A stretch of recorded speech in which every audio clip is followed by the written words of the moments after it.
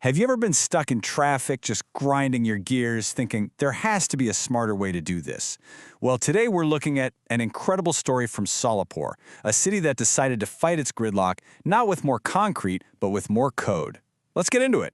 So first things first, let's talk about this number, 20. For anyone commuting in Solapur, this is a daily reality.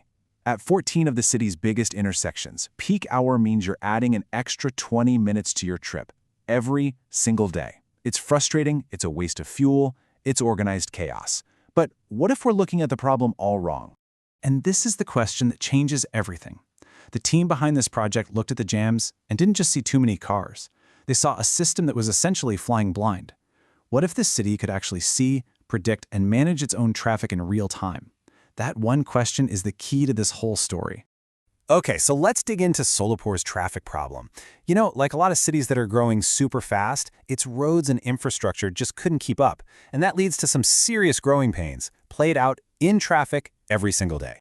And this isn't some vague citywide issue. We're talking about 14 specific junctions that get absolutely hammered every day.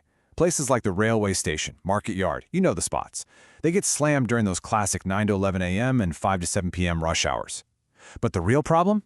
Nobody, not you, not me, not even the traffic police, has a live picture of what's going on. And that leads directly to more time in the car, more money spent on fuel, and way more pollution. So the team decided to play doctor. They moved past the symptom, which is the traffic jam, and went straight for the diagnosis. And they found not one, but 6 different root causes. This wasn't just one thing gone wrong. It was a bunch of interconnected system failures. And here they are, the 6 culprits. First, you've got traffic signals on a fixed timer. Basically, they're dumb. Second, the authorities are always playing catch-up, reacting to jams instead of stopping them before they start. Third, people are driving around for 10, 15 minutes just looking for a parking spot, which just adds more cars to the mess. Fourth, officer dispatch isn't smart. Fifth, illegal parking is a free-for-all. And number 6, and this one is huge, all the planning is based on gut feelings, not actual data. The good news? Every single one of these is fixable. So how do you fix all that? Well, not by spending a fortune to build new roads. The solution was way more elegant, a software-first plan. The big idea wasn't to rebuild the city, but to give the city a brain. It's an upgrade, not a total overhaul. And this is the mic drop moment. This is what makes this whole project so unbelievably clever. The entire system was built with one major rule. It had to use 0 new hardware. No new cameras, no new sensors, no expensive gear whatsoever. So if there's no new hardware, what in the world is it running on? Well, it brilliantly piggybacks on everything the city and its people already had. We're talking about the CCTV cameras already on the poles, the smartphones at every police officer's pocket, the WhatsApp that pretty much everyone uses, and government databases that were already there. It's the ultimate example of working smarter, not harder. All right, so we've got the diagnosis and the big idea behind the cure. Now for the fun part. Let's see how this software-first plan actually gets to work solving those real-world problems we just talked about. So let's start with those dumb traffic lights. The old way would give every direction, say 60 seconds of green light. Didn't matter if 2 cars were waiting or 200. The new way?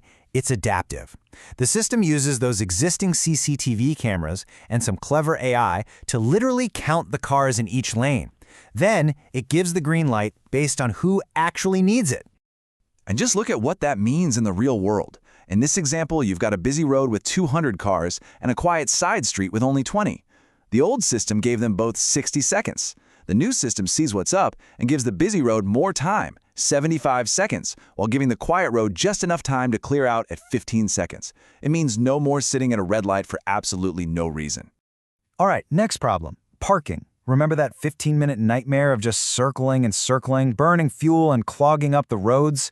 The system tackles that head-on by just taking away all the guesswork. And the solution is so simple for you, the driver. You just send a book message on WhatsApp. The system texts you back with an open spot and a payment link. You pay, you get a QR code. When you pull up to the lot, the attendant just scans your phone and you're in. That's it. You've booked your parking spot before you've even left the house. Now check this out. This is maybe the most powerful feature of all, the emergency green wave. Look at this timeline. An ambulance driver hits one button on an app. In less than 5 seconds, the system calculates the fastest route. In 10 seconds, the first light on that path turns green. By 30 seconds, all the lights are synchronized to create a clear path. This system isn't just saving time, it's literally saving lives. You know, when you put all of these pieces together, the smart signals, the easy parking, the emergency response, you end up with something much bigger than just a traffic fix. You get a fundamental change in how the city is run. It shifts from constantly reacting to problems to actually getting ahead of them. And the heart of this new proactive city is the SMC Analytics dashboard. Just think of it like the city's command center. For the very first time, officials can look at one screen and see exactly what's happening on their streets, in their parking lots, all in real time.